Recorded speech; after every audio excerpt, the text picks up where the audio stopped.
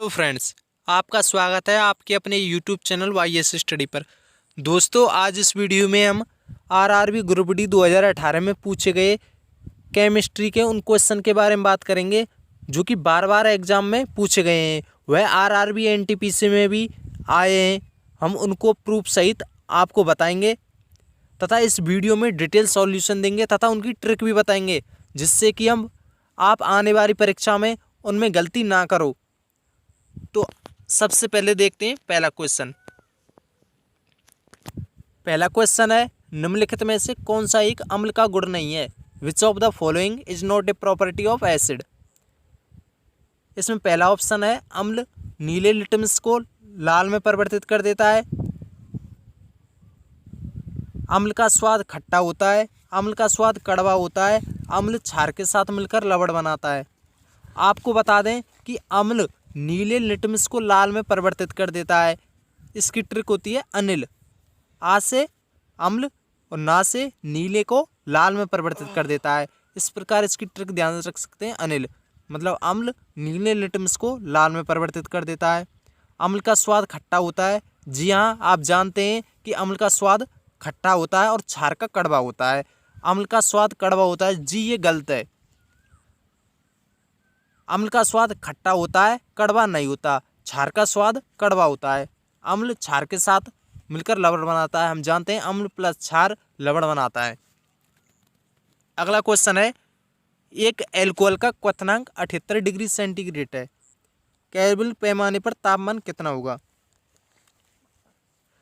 दोस्तों ध्यान रखना, जब कभी भी सेंटीग्रेड को केल्विन में बदलना हो तो हम सेंटीग्रेड में 273 जोड़ देते हैं। क्यों जोड़ देते हैं? इसके पीछे भी कारण है। हम जानते हैं हमारे जो पैमाने होते हैं उनमें यह संबंध होता है C/5 F-32/9 और K-273/5। जब भी किन्हीं दो पैमानों के बीच संबंध निकालना हो तो हम इस प्रकार रखते हैं C/5 K-273/5। 5 से 5 कट जाएगा। जो भी वैल्यू दी है, जैसे 78 सेंटीग्रेड दी हुई है तो 78 को लिख लेंगे। इसका पक्षांतरण होके 273 इसमें जुड़ जाएगा। इस प्रकार जब कभी भी सेंटीग्रेड को केल्विन बदलना हो तो हम 273 इसमें जोड़ देते हैं।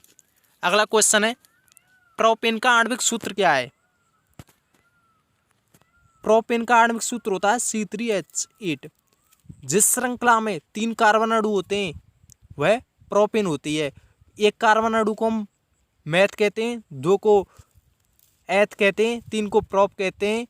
इस प्रकार है, आपको 10 तक याद रखनी है। Meth, eth, prop, but, pent, hex, sept, oct, non, dec. इस प्रकार ये 10 कार्बन अणु हैं। आप ध्यान रखना, पहले को क्या कहते हैं, दूसरे को क्या कहते हैं, तीसरे को क्या कहते हैं, क्योंकि यह क्वेश्चन अक्सर कर पूछ लिए जाते हैं। अगला क्वेश्चन है, किसी कार्बन का परमाणविक द्रव्यमान 12 है और हीलियम का 4 है। प्रत्येक तत्व के एक मोल के लिए निम्न में से कौन सा कथन सही है? दोस्तों आपको बता दें, यह क्वेश्चन आपको देखने में बड़ा लग रहा होगा। यह क्वेश्चन कई बार रिपीट हुआ है और यह क्वेश्चन टफ माना जाता है। बहुत सारे अभ्यर्थी इस क्वेश्चन को छोड़कर आते हैं। आज के बाद आप भी इस क्वेश्चन को छोड़कर नहीं आओगे, क्योंकि यही वो क्वेश्चन होते हैं जिनसे हमें नंबर मिलते हैं और हमारी मेरिट बढ़ती है। क्योंकि नॉर्मल क्वेश्चन को तो सब करते हैं। तो इसका पहला ऑप्शन है, कार्बन का एक मोल में हीलियम के एक मोल से 3 गुना अधिक परमाणु होंगे। दूसरा ऑप्शन है, हीलियम का एक मोल में कार्बन के एक मोल से 3 गुना अधिक परमाणु होंगे। तीसरा ऑप्शन है, कार्बन के एक मोल में हीलियम के एक मोल में मौजूद परमाणु की संख्या समान होगी। तो कहीं ना कहीं सब ऑप्शन में परमाणु की संख्या पूछी है। तो आपको ध्यान रखना है, इसमें कार्बन का परमाणु द्रव्यमान दिया हुआ 12, हीलियम का दिया हुआ 4, और हम जानते हैं कार्बन का परमाणु क्रमांक होता है 6 और हीलियम का होता है 2। तो इसमें हम लिखेंगे एक मोल में परमाणु की संख्या निकालेंगे।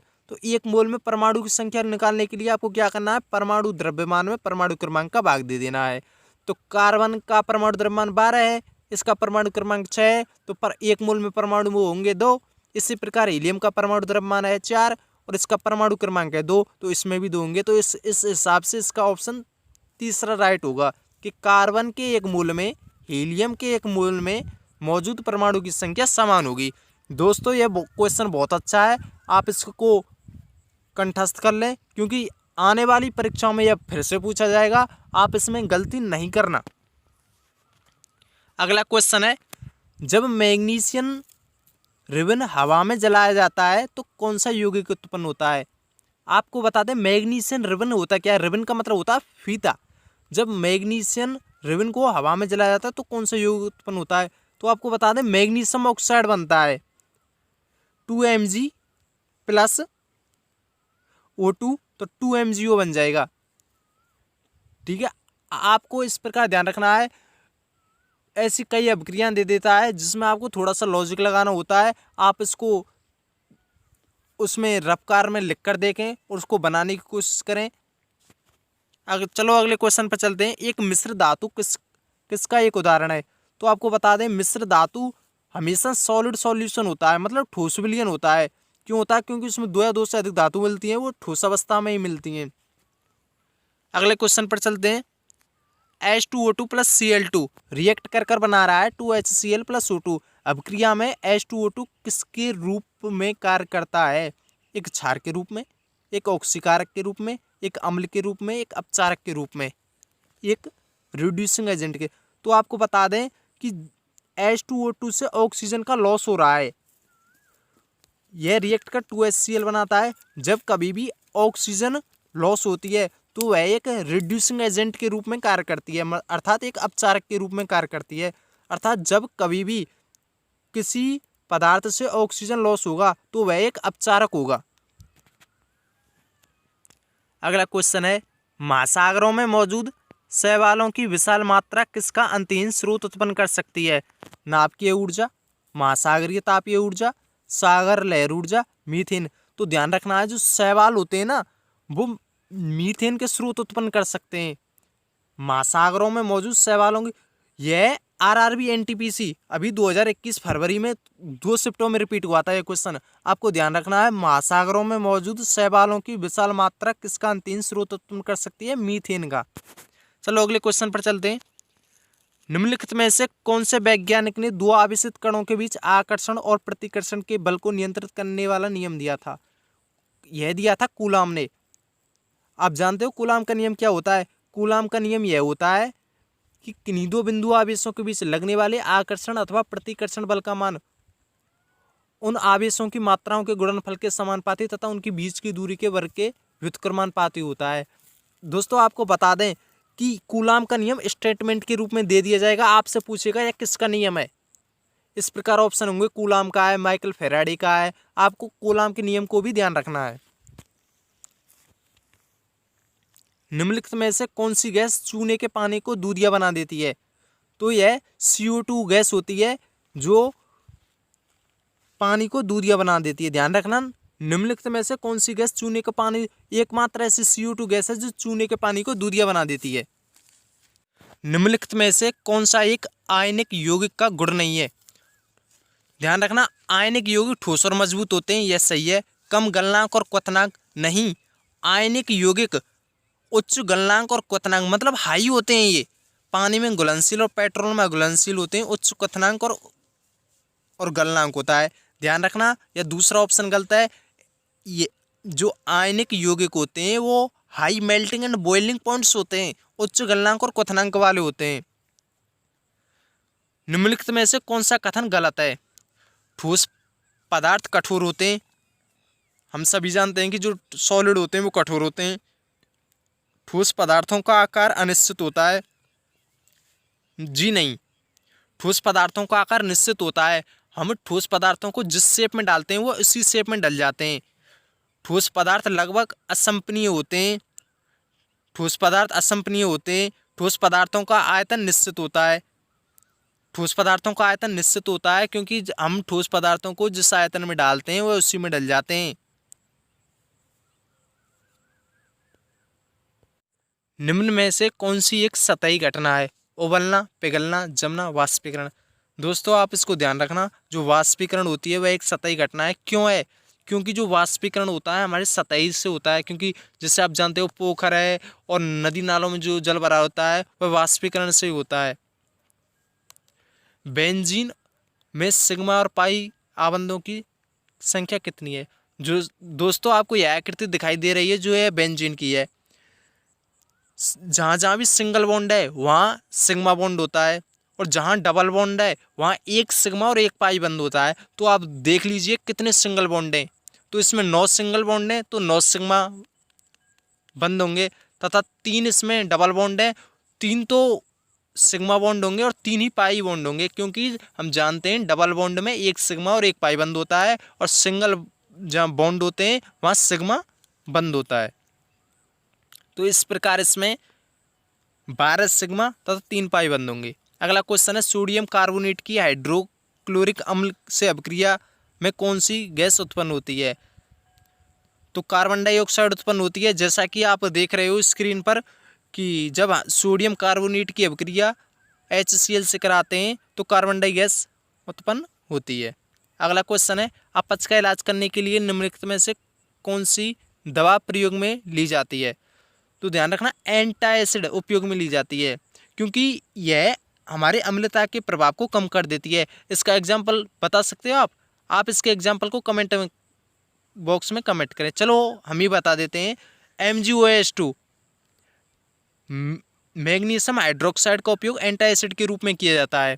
जैसे अपच हो जाती है उस टाइम हम एंटासिड का यूज करते हैं। अगला क्वेश्चन प्रकाश संश्लेषण के दौरान बने उत्पाद कौन से होते हैं। प्रकाश संश्लेषण होते क्या है। जब हरे पौधे सूर्य के प्रकाश की उपस्थिति में CO2 तथा जल के संयोग से अपना भोजन प्राप्त करते हैं तो वह प्रकाश संश्लेषण की क्रिया होती है। जैसा कि आप स्क्रीन पर देख रहे हो यह प्रकाश संश्लेषण की अभिक्रिया है। इसमें ग्लूकोज जल और ऑक्सीजन बना है प्रकाश संश्लेषण की क्रिया के दौरान। आपको यह बात ध्यान रखनी है कि प्रकाश संश्लेषण किसकी उपस्थिति में होता है, सूर्य के प्रकाश की उपस्थिति में तथा क्लोरोफिल की उपस्थिति में। निम्नलिखित में से कौन सी धातु सबसे अधिक अभिक्रियाशील है। Calcium, aluminium, lead, nickel. तो ध्यान रखना सबसे अधिक अभिक्रियाशील होती है कैल्शियम। आपको सबसे क्रियाशीलता का क्रम ध्यान रखना है। कैल्शियम, मैग्नीशियम, एल्यूमिनियम, इस प्रकार ये अभिक्रियाशीलता का घटता हुआ क्रम है। आपको ट्रिक भी दिखाई गई है।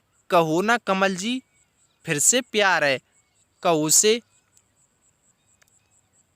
पोटेशियम, फिर कैल्शियम है, मैग्नीशियम है। इस प्रकार आपको ट्रिक को रिलेटेड करके ध्यान रखना है और आपका क्वेश्चन बन जाएगा। और कैसा भी क्वेश्चन पूछ लिया जाए आप क्वेश्चन को बना लोगे।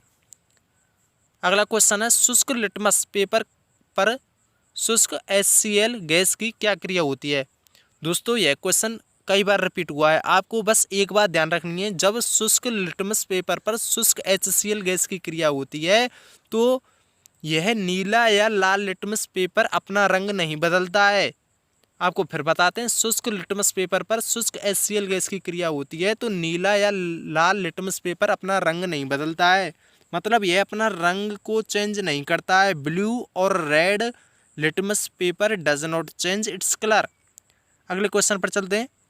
दोस्तों इस प्रकार यह वीडियो ख़त्म होती है। यदि आपको हमारी वीडियो पसंद आई हो तो इस वीडियो को लाइक करें तथा शेयर करें तथा सब्सक्राइब करें और अपना प्यार बनाए।